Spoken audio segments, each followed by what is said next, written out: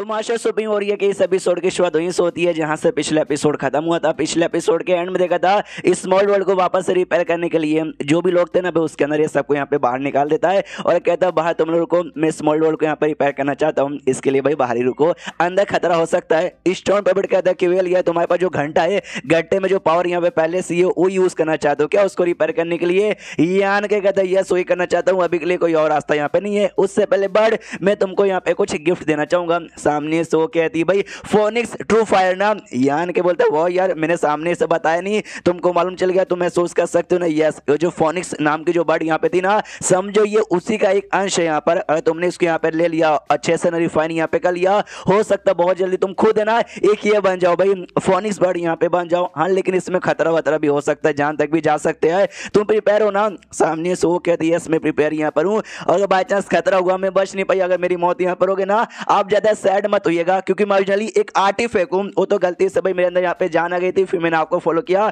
और जाना एक इंसान जैसी बॉडी मिली, जो कुछ हुआ भाई आपके वजह से यहाँ पे हो पाया, इतने साल तक आपके साथ रही, अब मर भी जाऊंगी तो भी चलेगा। यान के बोलता है ज्यादा ओवर ड्रामा यहाँ पे मत कर, मरने वाली नहीं है, ये ले। ये सामने से फोनिक्स टूफर यहाँ पे दे देता है और वो फोनिक्स टूफर आगे जाता है तो ये भी उसके साथ आगे जाती है और आगे जाने के बाद यहाँ पे यान के देखता हूँ, कहता है कि वेल भगवान से दुआ करता हूँ कि अच्छे से यहाँ पे रिफंड कर ले। ये बातचीत करने की कोशिश करती है अपनी बात उससे कि सुनो यार मेरी बात सुन लो, वो भी यहाँ पे बात नहीं सुनती, बस मुंह यहाँ पे फैला रही है। यान के समझ जाता भाई रिफंड करेंगे दो तरीके, या तो भाई जबरदस्ती उसको रिफंड करने की कोशिश करो या तो भाई बातचीत करो, उसको मनाओ कि हाँ भाई मुझे रिकॉग्नाइज कर लो, भाई मुझे अपनी मास्टर मान लो, और यही दूसरा तरीका यानी बातचीत करने वाली यहाँ पे चूज करिए। ऑफकोर्स वो कोई छोटी बच्ची नहीं है, उसको आइडिया है कि भाई क्या करना ठीक रहेगा और क्या करना ठीक नहीं रहेगा, लेकिन सामने से जो फोनिक्स थी मान ही नहीं रही थी भाई, वो एकदम ऐसा अटैक वटैक करने को तैयार हो गई थी। तो सामने से अपनी जो बर्ड है ना उसको भी अपने रियल बर्ड वाले फॉर्म में यहाँ पे आने पे मजबूरन होना पड़ता है। यान के बीच में उंगली करने वाला था, वो मना कर देती है केवल नहीं, यान के भी सोचता कि ठीक है भाई इसको मजबूरन यहाँ पे बर्ड के फॉर्म में आने पड़ा,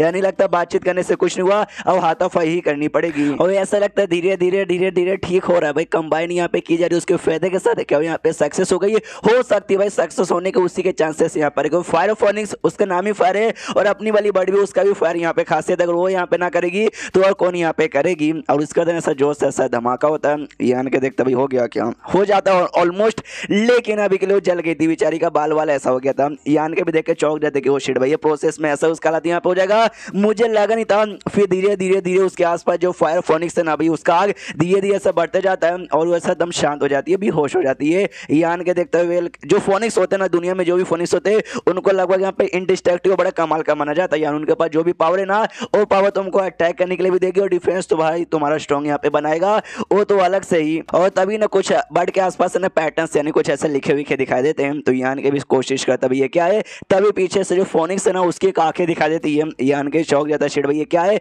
धमकी है क्या? हाँ ये धमकी है, मैंने सुना भाई जो फोनिक्स लेन यहाँ पे थे ना उनके बहुत सारी ऐसी बातें और बहुत सारी चीजें यहाँ पे है जो कि हम जैसे बाहरी बंदे ना देख नहीं सकते। बर्ड के आसपास जो चीज यहाँ पे अपेयर हुए ना ये भी पक्का उनके क्लैन से कुछ ना कुछ होगा, जिसको मैंने अपने डिवाइन सेंस से देखने की कोशिश यहाँ पे की थी। इसके लिए इन्होंने पहले हमको धमकी दी, तो भी जबरदस्ती कुछ करने की कोशिश करूंगा ना तब जाके अटैक वटैक भी कर सकते हो, मुझे भी नहीं जानना इसलिए मैं भी ध्यान नहीं दूंगा। अब बर्ड के आसपास ना एक अंडा यहाँ पे तैयार हो जाता है और अंडे के अंदर बनती है, यानी समझ जाता है जब अंडा क्रैक होगा जब वो बाहर निकलेगी तब तक है ना जो फोनिक्स है ना मतलब वो उसके साथ रिफंड करके उसको अपनी यहाँ पे बना चुकी करेगी, यानी वो काम हो चुका है। तो जो मेरा काम यहाँ पे था स्मॉल वर्ल्ड को रिपेयर करने वाला, अब उस पर ध्यान देना चाहिए। तो ये अपने स्मॉल वर्ल्ड में जैसा जाता है ना ये चेक करता है कि वेल यार स्मॉल वर्ल्ड की हालत तो धीरे धीरे बहुत ज्यादा खराब हो रही है, अगर इसको जल्दी से रिपेयर यहाँ पे ना किया गया लिटरली 1 महीने के अंदर ये पूरा का पूरा यहाँ पे बर्बाद हो जाएगा। कोई बात नहीं, अरे सुन मेरे घंटे बहुत एनर्जी तेरे अंदर यहाँ पर जो कि अपनी इतने सालों से तूने अपने अंदर यहाँ पे बंद रखा है, तुझे बाहर निकालने का मन यहाँ पे कर रहा है, मैं तुझे नहीं रोकूंगा, निकल बाहर। सामने से पूरा का पूरा एनर्जी यहाँ पे बाहर निकालता है और शायद काफी दिन का यहाँ पे प्रोसेस यहाँ पे चलता है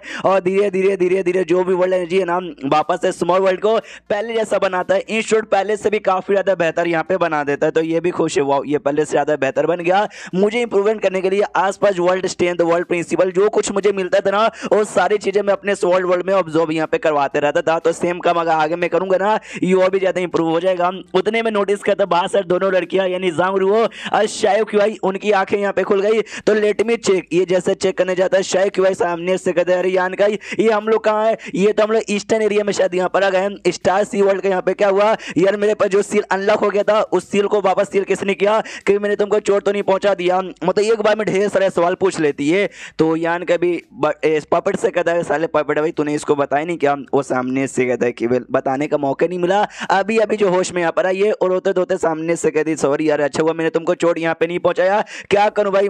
मतलब घबरा गई थी, मुझे सामने से गुस्सा आ गया था तो गलती से सील अनलॉक हो गया, सब कुछ ऐसा हो गया। यान को पता नहीं मैं यहाँ पे ठीक हूँ, डोंट वरी, तुमको भी रोने की कोई जरूरत नहीं है, अगली बार ध्यान यहाँ पे देना, सील अनलॉक करने की कोशिश मत करना, वो डिवाइन बीस्ट यहाँ पे बड़ा खतरनाक है यार, उसको तुम अपनी इस बॉडी में बिल्कुल भी कंट्रोल यहाँ पे कर नहीं पाओगी, मतलब बिल्कुल भी कर नहीं पाओगी। पीछे से ज़ांगरू कहती है अरे अपनी बर्ड को यहाँ पे क्या हुआ, उसका पावर काफी ऐसा वीक महसूस हो रहा है। यान को डोंट वरी, वो पावर कम नहीं हुआ है बल्कि उसको अपॉर्चुनिटी यहाँ पे मिली है, उसका लेवल अभी शायद हो सकता है। यान का यहाँ पे मनी मन सोचता है इसका ब्लड लाइन, मुझे याद है डुआन ने मुझसे ये बोला था ज़ांगरू पे अच्छे से यहाँ पे ध्यान देना, आगे चल के जब अपने पीक लेवल पे जाएगी ना, हो सकता है वो जो हेवन डिवोरिंग ग्रेट टेंपर है ना, उससे भी ज्यादा खतरनाक यहाँ पे हो सकती है। आई डोंट नो भाई ऐसा क्या मिस्टीरियस बात है इसके ब्लड लाइन में, ऐसे मतलब सोचे जा रहा है, उसको घूर घूर के देखे भी जा रहा है, तो वो भी सामने से कहते अरे क्या हुआ मास्टर भाई, आप मुझे घूर घूर के काय को देखे जा रहे हो। यान को कुछ भी नहीं, अब नोटिस कर सकता हूँ तुमको छोटी बच्ची नहीं बल्कि एक औरत यहाँ पे बन चुकी हो, और मनी मन सोचता जो जेड स्लिप यहाँ पे था नाम, जो इसका कनेक्शन इसका ब्लड लाइन के साथ है और शायद देने की बारी आ चुकी है। पीछे से शायद क्यों है कहती अच्छा वो छोटी बच्ची नहीं है, अब बड़ी यहाँ पे बन गई, मेरा क्या भाई, मैं भी एक जवान औरत यहाँ पे हो चुकी हूँ, ये सारी बातें छोड़ो, इसके आगे क्या भाई, तुम कहाँ जा रहे हो, अब मुझे अपने साथ लेके जाओगे ना। जो सुनते यान के सामने से कहता हाँ तुमको अपने साथ ला सकता हूँ, उसमें कोई दिक्कत की बात नहीं है यार, लेकिन आंटी फेंग यार हमेशा तुम्हारे साथ रहती है, तो कहीं वो तुम्हारे पीछे आ जाएगी। तो ये कहती भाई अभी अभी यहाँ पे स्टार सी खत्म हुआ है, इतना सारी से मुझे ढूंढ के अभी के लिए यहाँ पे पास में आ नहीं सकती, और रही बात पापा जाने का, आराम से घूमूंगी, सफर करूंगी, मजे करूंगी, जब मतलब मजा आ जाएगा ना, बहुत ज्यादा मन करेगा कि चलो वापस, तब जाके वापस यहाँ पे जाऊंगी। जो सुनते यहाँ नहीं बोलते गुड, लेकिन भाई ये सब तुम्हें अरे बाप को मालूम है क्या भाई कि तुम ऐसे पर्सनैलिटी के यहाँ पे बंदी हो, सामने से एकदम बिंदास। ये कहती है केवल नहीं अब्बा जान को मालूम नहीं था, मुझे भी बताने का मन था अपने अब्बा जान के बारे में कि भाई मेरा अब्बा जान कौन है, लेकिन सॉरी बता नहीं पाया, वरना भाई मुझे डर लग रहा था। यान के बोलता है डोंट वरी, मैं भी बस शायक वाई को जानता हूँ जो कि बिंदास एकदम कमाल की लड़की है, मैं किसी ग्रेट टेम्पर की बेटी को यहाँ पे जानता नहीं। उतने में पीछे साइड से स्पेस की पावर महसूस होती है, ऐसा लगता है कोई स्पेस फाड़ करके ना वो बाहर आ रहा है यान के जैसा। तो ये कहती है ओ शिट भाई पक्का वो लोग यहाँ पे आ रहे, यान के तुम यहाँ से निकलो। यान के बोलते कि नहीं भाई अब यहाँ पे लेट हो चुके, अब निकलने की बारी यहाँ पे नहीं है। जो अंकल यहाँ पे था भाई, जो कि पूरी स्टार बॉन्ड का सबसे बेस्ट बंदा माना जाता है स्पेस की पावर में,